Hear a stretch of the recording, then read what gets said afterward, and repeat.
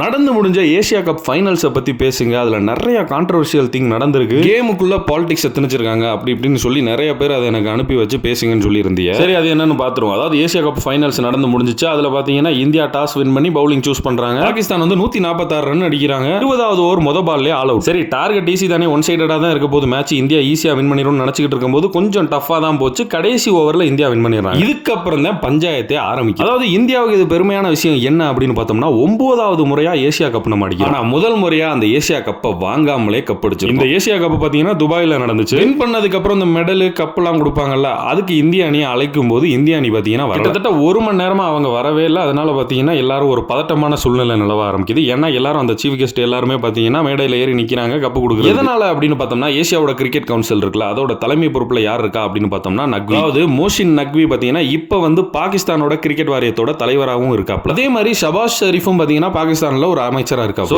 இவங்க 2 பேர் கையாலையும் நாங்க வந்து மெடலையோ இல்ல கப்பையோ வாங்க மாட்டோம் அப்படின்னு சொல்லி ரெஃப்யூஸ் பண்ணி பாத்தீங்கன்னா வரவே இல்லை இந்தியன் டீம். என்ன காரணம்னு நான் புதுசா சொல்லி தெரியணும்னு அவசியம் இல்ல. அதே மாதிரி பாத்தீங்கன்னா பாகிஸ்தான் வந்து ரன்னர் அப் ஆயிருக்காங்க. அவங்களுக்கும் அந்த காசோலையை நக்வி வழங்குறாப்ல அந்த காசோலையை வாங்கி பாகிஸ்தான் கேப்டன் அந்த போஸ்ட் மட்டும் கொடுத்துட்டு அப்படியே அந்த அட்டையை தூக்கி வீசிட்டு போறோம். இதுல சோத்துலயும் அடி வாங்கியாச்சு, சேத்துலயும் அடி வாங்கியாச்சு அப்படின்ற மாதிரி இந்த நக்வியோட மைண்ட் செட்டை மட்டும் யோசிச்சு பாருங்க. இன்னொரு நாட்டுக்காரன் கப்பே வாங்க மாட்டேங்கிறான், நம்ம நாட்டை சேர்ந்தவன் காசோலையை வாங்கிட்டு விருட்டுன்னு எரிஞ்சிட்டு போறேன், அசிங்கமா போச்சு குமார் அப்படின்ற மாதிரி தான் இருந்திருக்கும். ஆனா நான் என்ன சொல்றேன், கிரிக்கெட் வாரியம்லாம் சேர்ந்து காசுக்காக தானே இந்த ஒரு டோர்னமெண்ட்டே நடத்தினீங்க. அதே உண்மை. இந்த ஏசியா கப்ன்ற கான்செப்டுக்குள்ள இந்த 2 டீமும் இல்ல அப்படின்னா ஒண்ணுமே இல்ல, யாரும் பார்க்க மாட்டாங்க மேட்ச். இதை வச்சு காசு பார்க்கறதுக்காண்டி இந்தியன் கிரிக்கெட் வாரியமா இருக்கட்டும், பாகிஸ்தான் கிரிக்கெட் வாரியமா இருக்கட்டும், எவனா இருக்கட்டும், எல்லாருமே பாத்தீங்கன்னா அவன் காசு பார்க்கறதுக்காண்டி இந்த மேட்ச் நடத்திட்டாங்க. அந்த பண நோக்கத்தை கொஞ்சம் கூட புரிஞ்சுக்கிறாம இவங்க கிரிக்கெட்டுக்குள்ள இந்த ஸ்போர்ட்ஸுக்குள்ள பாலிடிக்ஸை கொண்டாந்து இவங்க பேட்ரியாட்டிசத்தை காட்டிக்கிட்டு இருக்காங்க. சங்கட்டம் டாடே.